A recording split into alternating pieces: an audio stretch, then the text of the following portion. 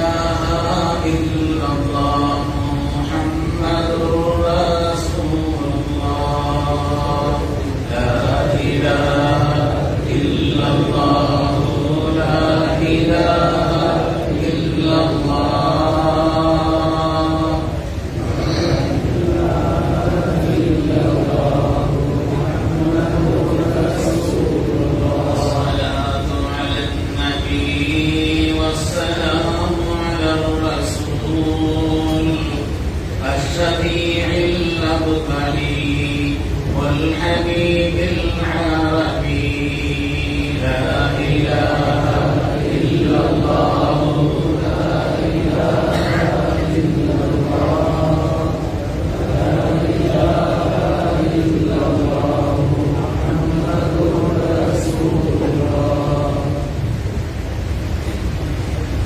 بسم الله الرحمن الرحيم. الحمد لله العظيم القدرة والشان شديد البطش والبرهان حافظ الدين والقرآن ما شاء الله كان ما لم يشأ لم يكن لا حول ولا قوة إلا بالله إن أريد إلا الإصلاح ما استطعت وما توفيقي إلا بالله عليه توكلت وإليه أنيب سبحانك لا علم لنا إلا ما علمتنا إنك أنت العليم الحكيم. قال الله سبحانه وتعالى في القرآن الحميد بسم الله الرحمن الرحيم الرحمن علم القرآن خلق الإنسان علمه البيان. وقال النبي صلى الله عليه وسلم ازهد في الدنيا يحبك الله وازهد فيما عند الناس يحبك الناس أو كما قال عليه الصلاة والتسليم.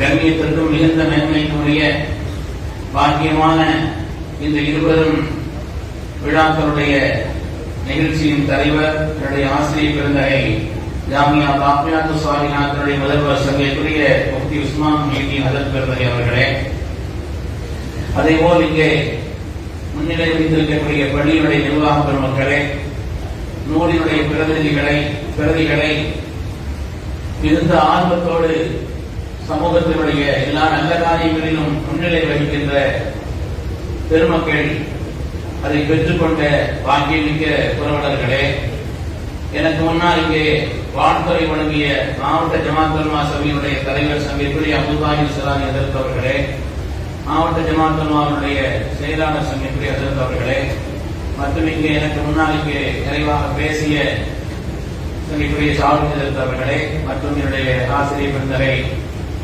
Yusufi Arabic அவர்களுடைய முதல்வர் சங்கைக்குரிய முகமது ஹஜ்ரத் பெருந்தகை அவர்களே, மேடையிலும் முன்னிலையில் அமைந்திருக்கக்கூடிய உலமா பெருமக்களே, சமுதாயத்தினுடைய முன்னோடிகளே, வருங்கால வாழ்நாளுக்கு பொறுப்பேற்க இருக்கின்ற இளைய சமுதாயத்தவர்களே, நாம் என்றும் பேணி பாதுகாக்க வேண்டிய அருமையான பெண்ணினத்தாரை, தாய்மார்களே, சகோதரிகளே, ஆரம்பமான உங்கள் எல்லோருக்கும் எனது பணிவான இஸ்லாமிய காணிய சலாத்தினை இப்படிப்பட்ட சபைகளில் சலாம் சொல்லப்படுவது 4 பேச்சுகளில் ஒரு பேச்சாக அது ஆகிவிடுகிறது.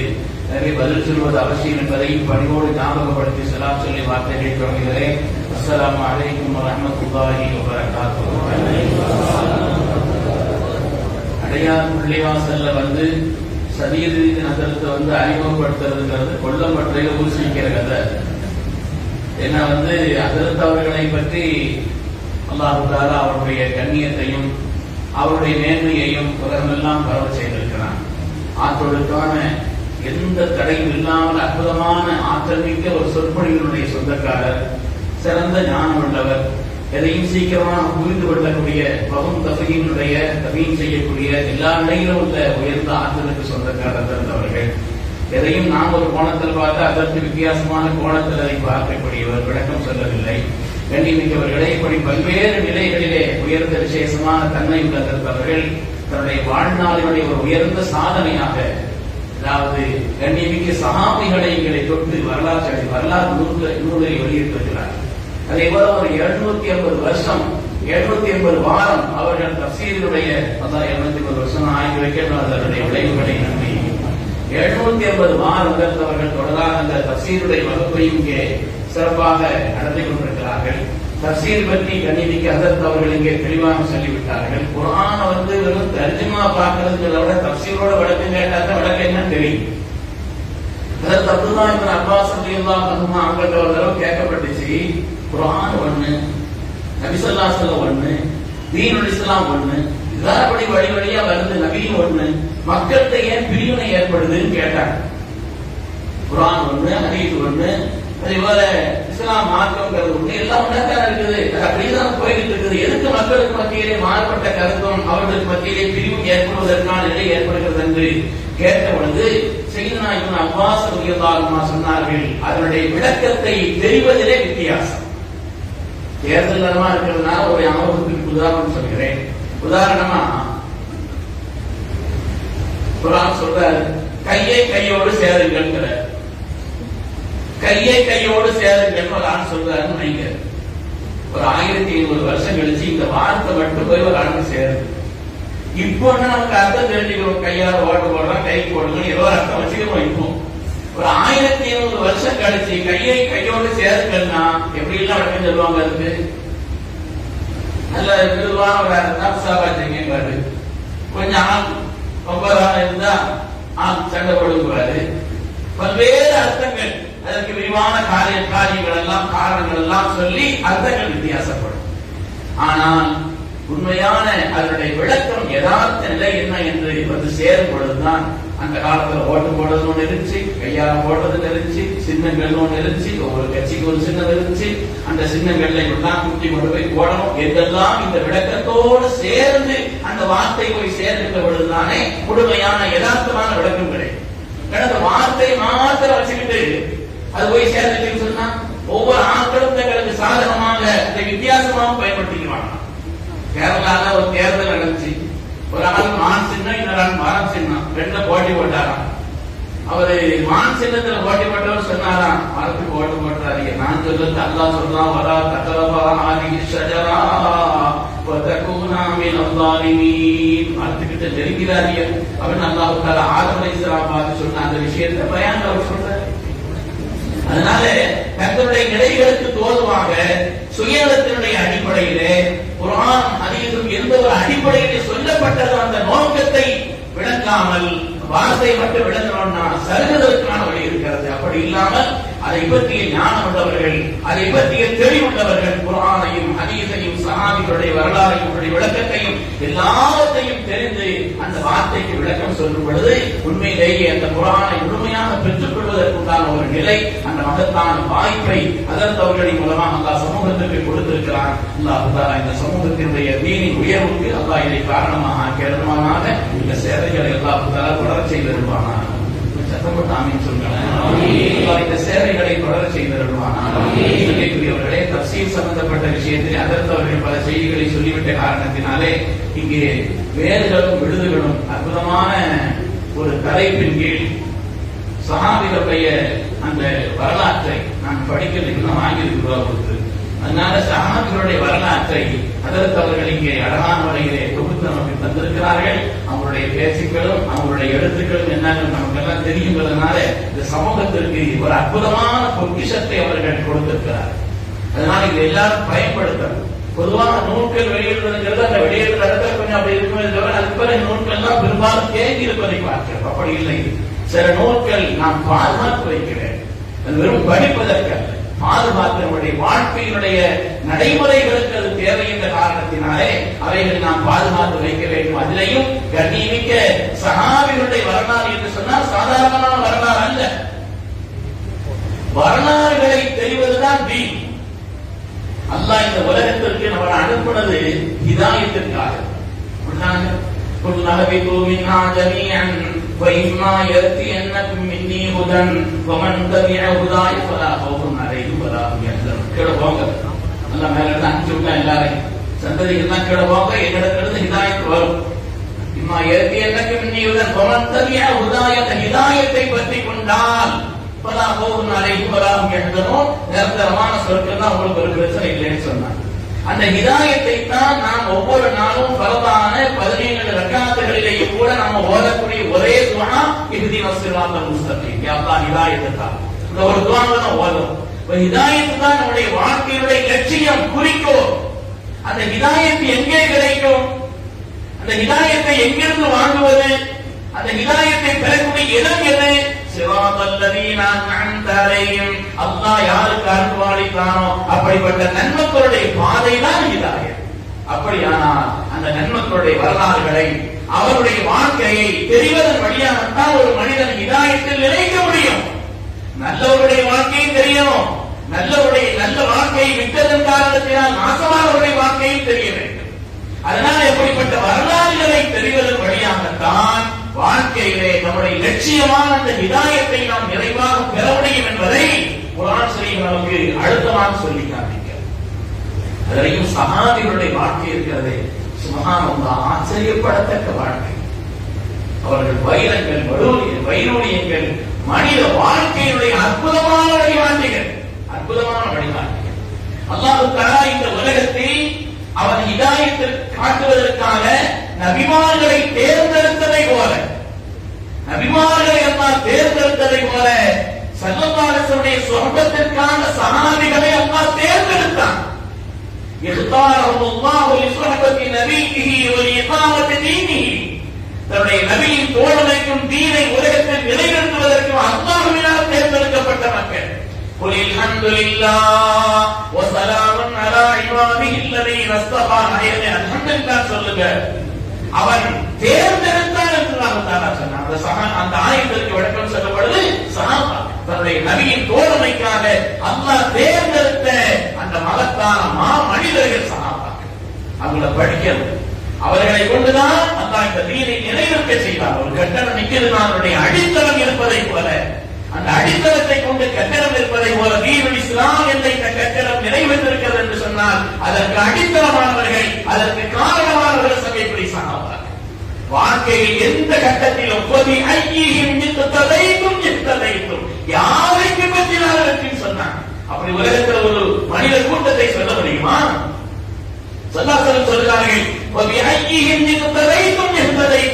யாரை பின்பற்றினாலும் நீங்கள் மகத்தான வெற்றி பெறுகிறீர்கள். அல்லாஹ் இஸ்தபா இந்த வார்த்தையை சொல்கிறான். சகிக்குரிய உலமாக்கள் இங்கே இருக்கிறார்கள்.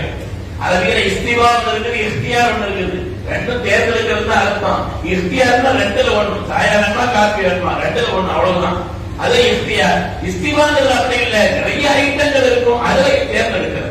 அதே போல இந்த மனித சமூகத்தினுடைய மொத்தத்தில் இருந்த அல்லாஹ் தஆலா தன்னுடைய நபியின் தோழமைக்காக தேர்ந்தெடுத்தான் என்ற அந்த இஸ்திவா என்ற வார்த்தை இருக்கிறதே, இஸ்திவா என்ற வார்த்தை இருக்கிறதே, அப்படி அல்லாஹ் தேர்ந்தெடுத்தார்.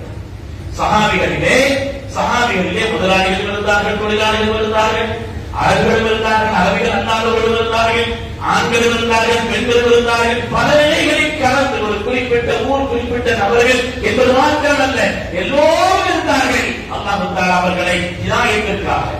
ஒவ்வொரு சஹாபியினுடைய வரலாறும் மகத்தானது, மாண்பானது. யாரையும் நம்ம குறைத்து எந்த நிலையிலும் மதிப்பிட முடியாது. வித்தியாசமான ஒவ்வொரு சஹாபியினுடைய வரலாறு.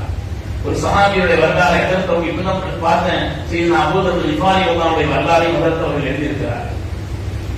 சையதுனா அபூதர் கிஃபாரி அவர்களுடைய வரலாற்றை அதற்கு அவர்கள் குறிப்பிட்டு காண்பித்திருக்கிறார்கள். அந்த சஹாபிகள் ஒவ்வொருவருடைய வரலாறும் மாண்பானது, உன்னதமானது.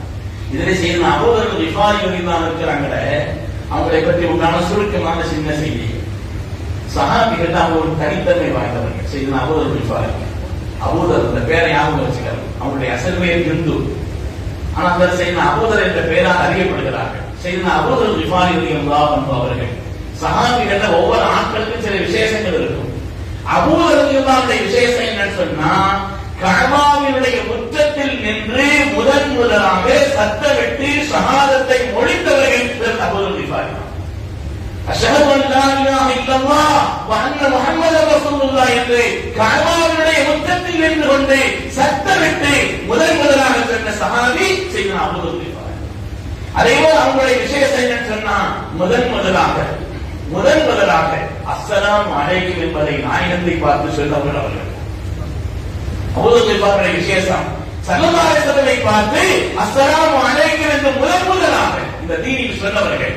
சலாம் என்பது ஆரம்பித்து விட்டது ஆதம் அலைஹிஸ்ஸலாமுடைய காலத்தில் இருந்து. ஆனால் ஸல்லல்லாஹு அலைஹி வஸல்லம் பார்த்து முதலாக அஸ்ஸலாமு அலைக்கும் என்று சொன்ன அந்த மாமனிதர் சையதுனா அபூதர் கிஃபாரி ரலியல்லாஹு அன்ஹு அவர்கள். இவர்கள் யார்? இவர்கள் சிரியாவினுடைய பகுதியிலே வாழ்ந்தவர்கள். இந்த அபூதர் கிஃபாரி இருக்கிறாங்களே, இவர்கள் அந்த கிஃபார் என்ற அந்த கூட்டம் சிரியாவுக்கும் மக்காவுக்கும் மத்தியிலே அந்த இடத்திலே வாழ்ந்த ஒரு கூட்டம். இவர்கள் இந்த கூட்டம் முழுவதுமே இவங்க சிரியாவுக்கு போற பாதையில இருக்கிறாங்க. மக்காவை வந்து வியாபாரிகள் சிரியாவுக்கு போவாங்க இல்லையா, அந்த இடைப்பட்ட பாதையில் தான் இந்த கூட்டத்தார். இந்த கூட்டத்தாருடைய வேலை என்னன்னு சொன்னா, எல்லாத்தையும் கொள்ளடிக்கிறது. இவங்க குறிப்பிட்ட கப்பம் எத்தனை பத்திரத்தை அடிச்சிருவாங்க.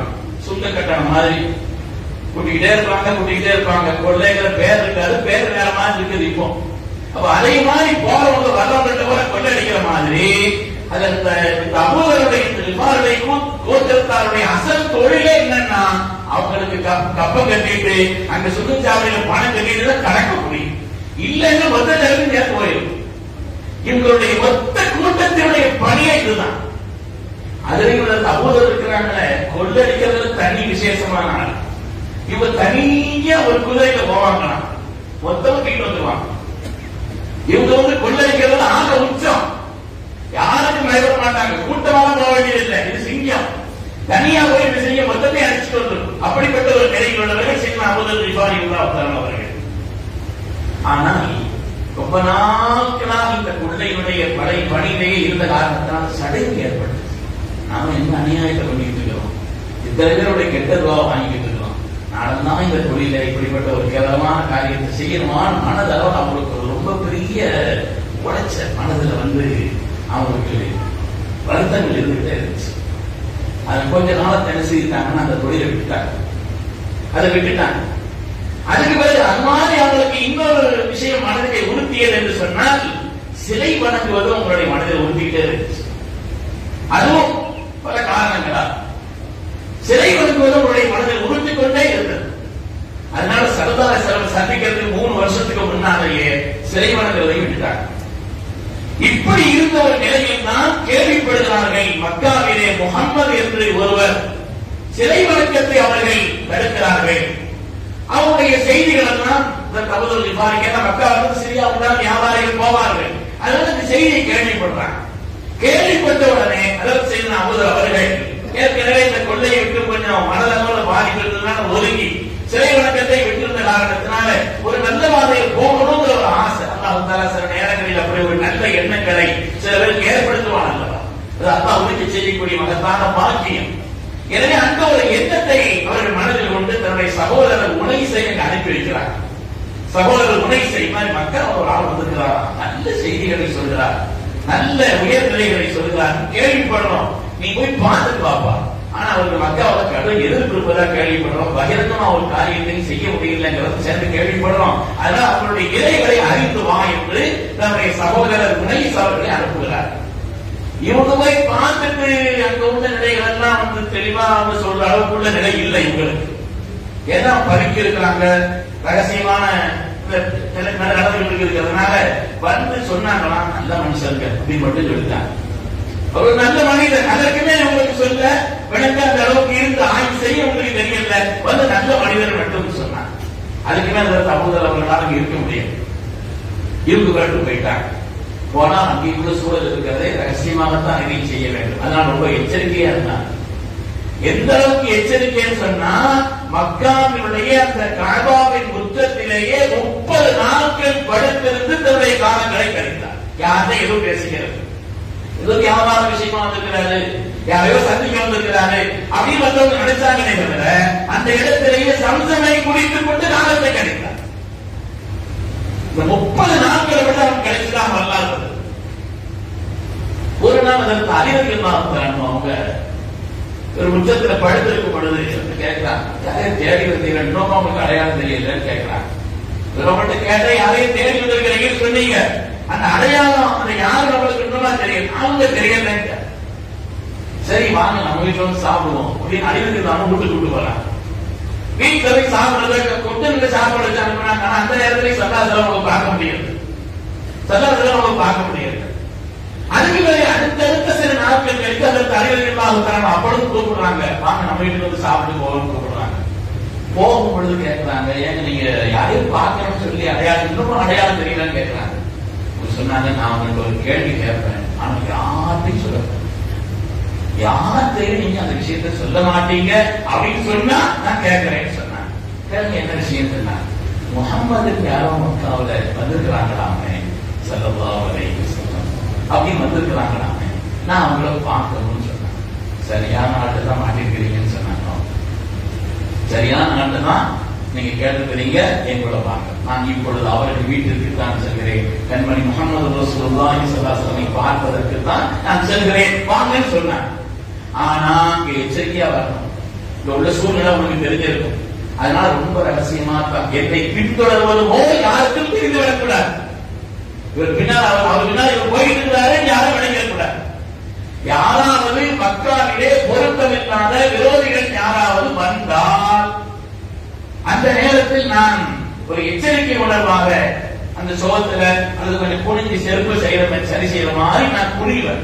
அப்படி குனிஞ்ச நேரத்துல ஆகா பொருத்தமில்லாத எவ்வளவு வர்றாங்க அப்படிங்கறது விளங்கி என்ன முன்னே நீங்க நடந்து போயிடும். என் பின்னால் வர மாதிரி காட்டக்கூடாது. அந்த நேரத்தில் என்னை முந்தி நீங்கள் நடந்து போய்விட வேண்டும் என்ற ஒரு எச்சரிக்கையை செய்துவிட்டு அதற்கு அரசருடைய செய்த அறிவியல்லாம் அவர்கள் அதற்கு அபூதர் அணிக்கூட்டு போயிருக்கிறாங்க. அவங்க போறாங்க, போய் சல்லாசலம் வீட்டுக்கு போயிட்டாங்க. போனா அந்த நேரத்தில் சல்லல்லாஹு கைலூலா தூக்கத்துல இருந்தாங்க, கைலூலாவில் இருந்தாங்க. அந்த நேரம் இவரால மனசுக்கு அகத்தின் ஆசையை தாக்க முடியவில்லை இவங்களுக்கு. அதனால சல்லாசனுடைய அந்த முகத்தினுடைய அருகே ஒரு துணி இருந்தது, லேசாவே துணி எடுக்க போனாங்க. சல்லாசன் தரிசனம் முடிச்சுட்டாங்க. அஸ்ஸலாமு அலைக்கும் அப்படின்னு சொன்னாங்க. சல்லாசலமுக்கு முன்னால் சலாமி பதிலாக சல்லாசலமுக்கு முன்னால் சொன்ன மனிதனுக்கு சொன்னேனே, அஸ்ஸலாமு அலைக்கும் என்று ஸல்லல்லாஹு அலைஹி வஸல்லம் பார்த்து சொன்ன அந்த மா மனிதர் சையதுனா அபூதர் கிஃபாரியுடைய பாவர். ஸல்லல்லாஹு அலைஹி வஸல்லம் அவர்கள் அவங்கள்ட்ட கேட்கிறாங்க, நீங்க ஏதோ தீன் புதுசா கொண்டு இருக்கிறீங்கன்னு சொல்றாங்க, என்ன இடத்துல கேட்ட உடனே எல்லா விஷயத்தையும் கண்மணி ரசூலுல்லாஹி ஸல்லல்லாஹு அலைஹி வஸல்லம் சொன்ன உடனே அந்த இடத்துல ஈமான் கொண்டுட்டாங்க. அந்த இடத்துல கலிமா சொல்லி ஈமான் கொண்டுட்டாங்க. ஈமான் கொண்ட உடனே ஸல்லல்லாஹு அலைஹி வஸல்லம் அவர்கள் அபூதர் கிஃபாரி இடத்தில் சொன்னார்கள், நீங்க ஊருக்கு போங்க, திருச்சி ஊருக்கு உடனே திரும்பிடுங்க, நீங்க தாமதிக்க கூடாது, இங்கிருந்து நீங்கள் உடனடியாக ஊருக்கு செல்ல வேண்டும் என்று கண்மணி ரசூலுல்லாஹி ஸல்லல்லாஹு அலைஹி வஸல்லம் அவர்கள் அவங்க இடத்துல சொன்னாங்க. அவங்க சொன்னாங்க, வல்லாஹி லா அஜி போக மாட்டேன். அப்பா நீ சத்தியமா நான் ஊருக்கு போங்க.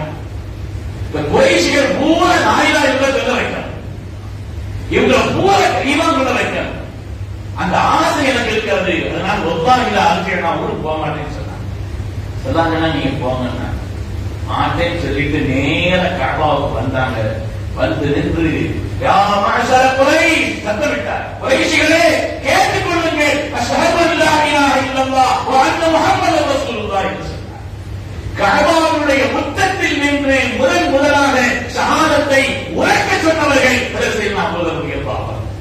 பாக்கியமான அடி விழுந்துச்சு. அடின்னா இப்படி எப்படி அடி இல்லை, அவ்வளவு கடுமையான அடி விழுந்த நேரத்துலதான் அப்பாஸ் வந்தாங்க. யார் அடிக்கிறீங்க தெரியுமா? அடிக்கிறது யார் தெரியுமா? மக்காவில இருந்து நான் சிரியாவுக்காக வியாபாரம் போகும் வழியிலே, வியாபாரத்திற்காக போகும் வழியிலே அந்த நிபாரிகளை கூட்டங்கள் தங்கியிருக்கிறாங்க இல்லையா, யாருக்கு நமக்கு அப்பம் பெற்றோமோ அந்த கூட்டத்தினுடைய தலைவர்களில் ஒருவர் இவர் யாரும் சிரியாவுக்கு போக முடியாது. ஞாபகம் இன்னும் யாரும் நம்ம பொருளாதாரம் படுத்து போயிடும், அது எந்த ஜோதி முடிஞ்சிடும். அதனால கவனமா பாத்துக்கணும்னு சொன்ன உடனே விட்டுட்டாங்க. விட்டால் அதுபோல சொல்லாசனத்தை சந்திக்கிறார்கள். அல்லாஹ்வுடைய ரசூல் அப்பொழுதும் சொன்னாங்க, நீங்க போங்க, ஊருக்கு போக மாட்டேன். அடுத்த நாள் வந்து சத்தமிடுறார். அடுத்த நாள் அங்க மக்காவில் கடுமையான எதிர்ப்பு, ரகசிய பிரச்சாரம், வெளிரங்கமாக பகிரங்கமான ஈமான் கொண்டவர்கள் 5வது நபருங்கிறாங்க. சித்திக்னா ஈமான் கொண்டவர்களே அந்த நேரத்தில் 2 பேர் ரகசியமா ஈமான் கொண்டாங்க. ஆனா வெளிப்படையான ஈமான் கொண்டவர்களிலே தெரிந்தவர்களில் 5வது நபராக தகவல் ரிஃபான் என்பவர் இருக்கிறார். அடுத்த நாள் வந்து சத்தம் விட்டார். அந்த சத்தம் விட்ட உடனே அடிக்க ஆரம்பிச்சா அவங்கள தற்காலத்தின் போது அடிக்காதீங்க அப்பாஸ் சொன்னாலும் யாரும் கேட்கிற மாதிரி இல்லை. அவங்க மௌத்தாகி விடுவார்களோ என்ற ஒரு நிலையிலே பயந்து அப்பாஸ் இருந்தார்களோ அவங்க மேனியில விழுந்தவர்களை காப்பாற்றினார். அடி வேணாலும் என்ன அடிக்க நம்மளுடைய ஒட்டுமொத்த வியாபாரத்தினுடைய இடைவாரம் இல்லாமல் ஆகிவிடும் சொல்லி அவங்க மேனியில விழுந்து காப்பாற்றுறதுக்கு முற்பட்டாங்க. சரி நான் விட்டாங்க. சல்லாசலத்துல வந்து சொன்ன உடனே அருமை நாயகம் சல்லாசலம் சொன்னார்கள், நீங்க ஊருக்கு போங்கன்னு சொன்னாங்க. நீங்க ஊருக்கு போயிருக்குன்னு சொன்னாங்க. அவங்க சல்லாசலம் சொல்லி ஊருக்கு போய் அங்கே தீனை சொல்லுங்கள் சொன்னாங்க. தீனை அங்கே போய் சொல்லுங்கள். சல்லாசலம் சொல்றாங்க, பிறப்பு போயிட்டாங்க. பிறப்பு போய் ஊருக்கு போய் சேர்ந்த நேரத்துல சிரியாவுக்கு வியாபாரத்தை முடித்துக் கொண்டு ஒரு பெரிய மக்காவுடைய கூட்டம் வந்து கொண்டிருக்கிறது. எல்லாத்தையும் முடிச்சுட்டாங்க. அவங்க தான் கப்ப கட்ட போறான்னு நினைச்சுட்டு பணம் கொடுக்க போனாங்க இல்லையா, அதுக்கு உண்டானது. நீங்க இங்க இருந்து மக்காவுக்கு போய் சேரணுமானா எல்லாரும் லா இலாஹ இல்லல்லாஹ் முஹம்மது ரசூலுல்லாஹ் சொல்லித்தான் ஆகணும். சொல்லாம இருந்து அசைய முடியாதுன்னா ஒரு ஹப்பத்துக்கு இருந்து நகல, ஒரு வித்தும் கோதுமையுடைய ஒரு மணியும் கூட இங்கிருந்து நீங்க கொண்டு செல்ல முடியாது. நீங்க லா இலாஹ இல்லல்லாஹ் முஹம்மது ரசூலுல்லாஹ் என்று சொல்லாத வரை. அவங்க விளங்கியே விளங்காமலும் சொன்னாங்க, பயந்து சொன்னாங்க, எப்படியோ சொன்னாங்க, சொல்ல வச்சுட்டாங்க. அதுக்கு பதிலாக இங்கிருந்து அனுப்பிச்சு விடுறாங்க. அதுபோல இந்த செய்தி அங்கே பரவுகிறது, அங்கிருந்து பரவுகிறது. ஸல்லல்லாஹு அலைஹி வஸல்லம் ஈமான் கொண்டுட்டு அதுக்கு பிறகு போனாங்க. தன்னுடைய மக்களிடத்தில் சொன்னார்கள், ஈமானை பற்றி சொன்னார்கள், சத்தாசத்தை பற்றி சொன்னார்கள். அவர்கள் சொல்லக்கூடிய எல்லா காரியத்தையும் சொன்னார்கள். அதுல ஸல்லல்லாஹு அலைஹி வஸல்லம் அதுக்கு பிறகு மக்காவுல இருந்து இங்க 10 வருஷங்கள் 13 வருஷங்கள் கழிஞ்சிட்டு அதுக்கு பிறகு ஹிஜ்ரி 53 ஹிஜ்ரத் செய்து மதீனாவுக்கு போயிட்டாங்க. 53வது வருஷம் ஹிஜ்ரத் செய்து மதீனாவுக்கு போயிட்டாங்க. மதீனாவுக்கு போனதுல இங்க பத்ர் நடந்தது, உஹத் நடந்தது. அதே போல ஹிஜ்ரி 4 ஹந்தக் நடந்தது. அந்த ஹந்தக்கின் பொழுதுதான் மீண்டும் வந்து ஸல்லல்லாஹு சந்திக்கிறார்கள். அதற்கு அபூ தர் ரலியல்லாஹு கிட்டத்தட்ட ஈமான் கொண்டு இவங்க போனதுக்கு பின்னால 17 வருஷங்களுக்கு பின்னால் சந்திக்கிறார்கள். 17 வருடங்களுக்கு பின்னால் கண்மணி முஹம்மது ரசூலுல்லாஹி ஸல்லல்லாஹு அலைஹி வஸல்லம் தனி நபராக அல்ல, ஒட்டுமொத்த சமூகத்தை இஸ்லாத்தில் ஆக்கி அவர்களை எல்லாம் அழைத்து வந்து ஸல்லல்லாஹு அலைஹி வஸல்லம் சந்திக்கிறார். அவ்வளவு மனிதர். உங்களுடைய வரலாறு நம்ம படிக்கின்ற மக்கள் அவங்களுடைய போத்திரத்தால் மாத்திரமல்ல, அவங்கள அதாவது ஒரு பெரிய ரவுடி கூட்டம் இருந்துச்சுன்னா அவங்களுக்கு சப்போர்ட்டிங் சின்ன ரவுடி கூட்டம் இருக்கும். அது மாதிரி அஸ்லம் ஒரு கூட்டம் இருந்துச்சு, அவங்க இதுக்கு வந்துட்டாங்க. அவங்களும் சேர்ந்து இஸ்லாம் அவங்களுக்கு தீனை சொல்லி நாம நல்லொழுக்கம் உள்ளவர்களாக வாழ வேண்டும் என்பதை சொல்லி இந்த காலகட்டத்தில் இவர்களை நாம் பின்பற்றுவதற்குரிய அவசியத்தை எல்லாத்தையும் சொல்லி அவர்களையும் அழைத்து வந்தார்கள். அவர்களும் வந்ததற்கு பிறகு எல்லோரையும் ஈமான் கொண்ட வைத்து இங்கே கூப்பிட்டு வந்தார். அதுக்கு பிறகு சல்லாசலமோடு இருந்தான். சரி, நான் எந்த அளவுக்குன்னா ஒரு சபை நடந்தது இருந்தது என்று சொன்னால் கான் நபி ஸல்லல்லாஹு அலைஹி வஸல்லம் யதுதபிது பி அபாகர்ரி இதா ஹதர. எந்த ஒரு நல்ல காரியமா இருந்தாலும் அந்த கூட்டத்தில் அபூதர் தான் இருக்கிறாங்கன்னு சொல்ல பார்ப்பாங்க. அவங்களை கொண்டுதான் காரியங்களே துவங்குவாங்க. இப்பொழுதும் சில நல்ல மனிதர்கள் எல்லா காலம் எந்த காரியத்தையும் உதவி செய்து இருப்பாங்க இல்லையா, புலவர்கள் அதற்கு அழைச்சிருக்கிறாங்கன்னு சொன்னா இவங்க எல்லாம் சமுதாயத்தினுடைய மற்ற எல்லா நல்ல காரியங்களிலேயும் முன்னோடியாக இருக்கக்கூடிய சீடர்கள். அல்லாஹ் அவர்களுக்கும் எல்லா விதமான மேன்மையும் வழங்கி அருள்வானாக. இப்படிப்பட்ட நல்ல காரியங்களுக்கு உதவி செய்யக்கூடியவர்களுக்கு அல்லாஹ் தன்னுடைய பேரவர்களை கற்பமாக வழங்கி அருள்வானாக. அதற்கு அபூதர் கிஃபாரி எந்த அந்த கூட்டத்தில் இருந்தாதான் அவங்களை கொண்டு ஆரம்பிப்பாங்க. அவங்க ஏதாவது ஒரு மஜ்லிஸ் இருந்து அதற்கு அபூதர் கிஃபாரி சபையில இல்லைன்னா யாரையாவது அனுப்பி அவங்க கூப்பிட்டு சொல்லுவாங்க. அந்த அளவுக்கு சல்லாசலம் அவங்களுக்கு முக்கியத்துவம் கொடுத்தாங்க. இதுல எல்லா யுத்தத்திலையும் அதற்கு பிறகு நடந்ததையெல்லாம் சல்லாசலம் நடந்துக்கிட்டாங்க. தபூக் யுத்தம் பிரமாண்டத்தில் கேட்டு பாருங்க. தபூக் யுத்தம் ரொம்ப கடுமையான வெயில் காலத்தில் நடந்த யுத்தம். மதீனாவிலிருந்து கிட்டத்தட்ட 700 மைல்கள் கடந்து செல்ல வேண்டிய நிலையில் இருந்து ஒரு யுத்தம். அறுவடையுடைய நேரமாக இருந்த ஒரு நிலை, அறுவடை செய்ய வேண்டிய நேரமாக இருந்த ஒரு நிலை. தபூக்கினுடைய யுத்தம் கிட்டத்தட்ட மதீனாவிலிருந்து 700 மைல்களுக்கு அப்பால் இவர்கள் செல்ல வேண்டும். அந்த நேரத்தில் அபூதர் கிஃபாரி அவர்கள் பயணம் செய்த அந்த ஒட்டகை இருக்கிறதே அது கொஞ்சம் இயலாமல் ஆயிடுச்சு. அதனால இவங்க பெரும்பாலும் நடந்து வந்தாங்க. நடந்து வரக்கூடிய அந்த நிலையில் பார்த்து சொன்னார், எங்க அவர்களை எங்கன்னு கேட்டாங்க. இந்த அபூதர்களை எங்கன்னு சொல்லாத கேட்கிறாங்க. உங்க தனியா வந்துட்டு இருக்கிறாங்கன்னு சொன்னாங்க. அப்பதான் சொன்னாங்க, இந்த அபூதர் அவர்கள் தனியாகவே அவர்கள் வந்து கொண்டிருக்கிறார்கள். யமூத் வஹீதா, தனியாகத்தான் அவர் மரணிப்பாருன்னு சொன்னாங்க. தன்னந்தனியான ஒரு இடத்தில் இருந்துதான் அவர்கள் மரணிப்பார்கள். இந்த உம்மத்தினுடைய ஈசா அலைஹிஸ்ஸலாமை போல பற்றற்ற ஒரு துறவியாக வாழ்ந்தவர்கள், தன்னை அப்படியே முழுமையாக வீருக்கு கொடுத்தவர்கள். துணியாளர்களே, சீனா சித்திக் நாயகனுடைய ஆட்சி, உமரத்தானுடைய ஆட்சி, உஸ்மான் கானுடைய ஆட்சி, எல்லா ஆட்சியும் இருந்தது.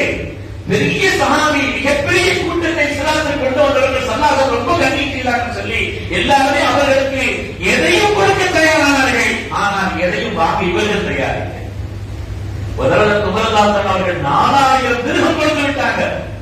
கையில் கூட வாங்கவில்லை, சதகா செய்தார். கையில் கூட வாங்கவில்லை. அதை இந்த நாளுக்கு சதகா செய்யணும்னு சொன்னாங்க. சல்லாஹ் வந்து கேட்டாங்க, எனக்கு ஏதாவது பதவி தாங்கலன்னு கேட்டாங்க. எனக்கு ஏதாவது ஒரு பொறுப்பு தாங்கலன்னு சொன்னாங்க. அதற்கு அபூதர் அவர்களை அதை தாங்குவதற்கான சக்தி உங்களுக்கு இல்லைன்னு சொன்னாங்க. ரொம்ப பலகீனமான ஆள். நீங்க ஒவ்வொரு தொகைக்கு பின்னாலும் சுப்ஹான் அல்லாஹ், அல்ஹம்துலில்லாஹ், அல்லாஹு அக்பர் அந்த தஸ்பீஹை நியமமாக ஓதி வந்தால் அது உங்களுக்கு உயர்வை தரும்னு சொன்னாங்க. ஸல்லல்லாஹு ஒவ்வொருக்கும் தகுதியான ஆட்கள் தேர்ந்தெடுப்பாங்க இல்லையா? அதனால பொறுப்புக்கு நீங்கள் வேண்டாம் என்பது போல ஸல்லல்லாஹு சொன்னாங்க. நீங்க ரொம்ப பலகீனமா விருதுமான குணம் கொண்டவர். இப்பொழுது ஆரம்பத்தில் இருந்த நிலைக்கு நேர் மாற்றமாக இந்த தபூதர் இருந்தார். திருமக்களே, ஒரு தடவை ஸல்லல்லாஹு தபூதர் சொன்னாங்க, அந்த தபூதர் அவர்களை மதீனாவிலே வளர்ச்சி ஏற்பட்டு சில்கை என்ற ஒரு பகுதியிலே கட்டடங்கள் வர ஆரம்பித்து விட்டால் அந்த நேரத்தில் நீங்கள் மக்களை விட்டு கொஞ்சம் ஒதுங்கியிருக்கிறது சொன்னாங்க. அந்த நேரத்தில் ஏன்னா இவங்களுடைய நிலை, இவங்களுடைய குணம், இவங்களுடைய அணுகுமுறை எல்லாம் தெரியும். ஒரு ஆண்களுக்கும் ஒரு வித்தியாசமான தன்மை. அருமையானவர்களே, அதுக்குள்ள இவங்க மதீனாவில் ஸல்லல்லாஹு சொன்ன மாதிரி அந்த சில்கை என்ற பகுதியில் அந்த கட்டடங்கள் எல்லாம் வர ஆரம்பித்த உடனே அங்கிருந்து செய்தன அபூதர் ரலியல்லாஹு அன்ஹு அவர்கள் சிரியா பக்கம் போயிட்டாங்க. இங்க முஆவியாவுடைய ஆட்சி இருந்துச்சு. உணவுடைய பிரச்சனை, யாரையும் பணம் செஞ்சு விட மாட்டாங்க. இங்க அல்லாஹ் கொடுங்க கொடுங்க கொடுங்க கொடுங்கன்னு சொல்லி எல்லாரும் எதனை கால் பண்ற வேலையை செஞ்சுட்டே இருந்தாங்க. அதை செய்தன முஆவியா ரலியல்லாஹு மதீனாவுக்கு அனுப்பி வச்சிருக்காங்க. செய்தன உஸ்மான் நேரடியாக வாதிச்சாங்க, நாம நம்முடைய வாழ்க்கைக்கு தேவையான ஏதாவது மிச்சத்தை வைத்துக் கொண்டு வந்து சதகா செய்து இருந்தாங்க. சொன்னாங்க, அப்படி செய்ய முடியாது. வராசத்து சட்டம் இருக்கா வந்துச்சு. பணம் மிச்சம் இருக்கும் பொழுதுனால பங்கு வச்சு சொத்து வச்சு கொடுக்க முடியும். அது மாதிரி ஜகாத் எப்படி வந்துச்சு? பணம் இருந்தாலும் ஜகாத்துடைய காரியங்கள் தான் கொடுக்க முடியும். அதனால எல்லாத்தையும் நமக்கு தேவையான அன்னைக்கு கடல் கொஞ்ச நாளைக்கு வட்டு வச்சுட்டு வந்தது போல சதகா செய்யறது அது தவறானது, நல்ல பண்பாவே அல்ல அப்படின்னு செய்து நான் உஸ்மான் தாஸ் சொன்னாங்க. கடைசியில இவங்களுடைய அணுகுமுறை ரொம்ப வித்தியாசமா இருந்துச்சு. இவங்க என்ன சொன்னா, எதையாவது வச்சுட்டு மற்றவங்களுக்கு கொடுக்கணும் கொடுக்கணும் கொடுக்கணும், சமூகத்தினுடைய நேர்மைக்காக அதை கொடுத்து விட வேண்டும் என்று அதில் ரொம்ப அழுத்தமா இருந்தாங்க. கடைசியில செய்துனா உஸ்மான் இப்னு அஃபான் அவங்க நீங்க எல்லாரோடையும் சேர்ந்து பல சம்பவங்கள் இருக்கு. ஒரு பெரிய கட்டட கட்ட விட மாட்டாங்க, பெரிய கட்டட கட்ட கழுத்துக்கு மேல கட்ட விட மாட்டாங்க. அந்த காலத்துல குளிந்தவங்க போகணும், அந்த அளவுக்குள்ள கட்டடம் தான். கொஞ்சம் கழுத்துக்கு மேல தலையை தொடக்கூடிய அளவுக்குள்ள கட்டணம் கேட்டா விட மாட்டாங்க. அவரால் நல்ல சட்டை போட்டா முந்திலாம் இதே சட்ட போட்டியே கேட்பாங்க. முந்தைய இதே சட்டப்பட்டு சுல்தான் சட்டப்பட்டீங்க சட்டப்பட்டு இருந்தீங்க, ஏதாவது ஒரு முன்னை வைத்து குத்தி கொண்டு இருக்கிறது இல்லையா? இப்ப இவ்வளவு ஏற்ற சட்டை நல்ல சாப்பாடு சாப்பிட்டா கேட்பாங்களா? முந்தைய இப்படியா சாப்பிட்டீங்க? இப்படி ஒவ்வொரு ஆட்களையுமே அதுல உடனே இன்றைய காலத்தினுடைய சூழ்நிலையில இவங்க இங்க இருந்தா சரி வராது. அதற்கு உஸ்மான் இருந்தால்தான் அங்க இருந்து நாடு கடத்தணும். அங்கிருந்து ரபுலா மக்காவிலிருந்து கிட்டத்தட்ட 200 மதீனாவிலிருந்து 200 மைல் தொலைவிலே உள்ள ரபுலாங்கிற இடத்துல அதற்கு உஸ்மான் ஆட்சியாளர்கள் கட்டுப்படணும் சொல்லாதுன்னு சொல்லியிருக்கிறாங்க. அதனால நீங்க என்ன சொன்னா நான் போயிருப்பேன்னு சொன்னாங்க. இது ரபுலாங்கிற நீங்க வரலாம். அவருடைய வாழ்க்கையில கடைசி நேரம் இருக்கிறது. சாதாரணமானது இல்லை. போகும்பொழுது அவங்களுக்கு செல்வத்தை அள்ளி கொடுத்தார். இதற்கு உஸ்மான் வாங்க மாட்டேன். அவருக்கு அவருடைய ஒட்டகை போதும்னு சொன்னாங்க. அவருக்கு அவருடைய ஒட்டகை போதும்னு சொன்னார். தன்னுடைய மனைவியை அழைத்துக் கொண்டு இதெல்லாம் செய்து சொன்னார். அபூதர் ரலியல்லாஹு அன்ஹு அவர்கள் ரமதான் இடத்துல தங்கியிருந்தாங்க. சஹாபிகள் பார்க்கறதுக்காக போவாங்களாம். அப்படி பார்ப்பதற்காக போகும் பொழுது ஒரு புல் சுருட்டு கிடப்பதை போட்டு பார்க்கலாம். ஒரு மரத்தடியிலே ஒரு புல் சுருட்டை கிடப்பதை அப்படி நினைக்கிறதற்கு செய்த அபூதர் இவ்வளவு பெரிய சொன்னார். தீனுக்காக எல்லாவற்றையும் கொடுக்க வேண்டும் என்று வாழ்ந்த பெருமக்கள் சாதாரணமான ஒவ்வொருடைய வரலாறு இருக்கிறதை நம்ம படிக்கணும். ஏதோ ஒரு சாதாரண நீங்க நினைச்சாரு சஹாபிகளுடைய வாழ்க்கைங்கிறது இருக்குல்ல, நாம ஒரு குறைஞ்சது திரும்ப திரும்ப திரும்ப அவங்களுடைய வரலாறுகளை படிக்கும் பொழுது அல்லாஹ் சொன்னானே ஆமீனு கமா ஆமனன்னாஸ். அல்லாஹ் குர்ஆன்ல சொல்றார். உங்க ஈமான் எப்படி இருக்கு தெரியுமா? சஹாபிகளுக்கு ஈமான் கொண்டதை பாருங்க. அவ்வளவு வலுவான ஈமான், அவ்வளவு வலுவான அந்த ஈமான். அவர்களை போல் ஈமான் கொண்டிருக்கிறது.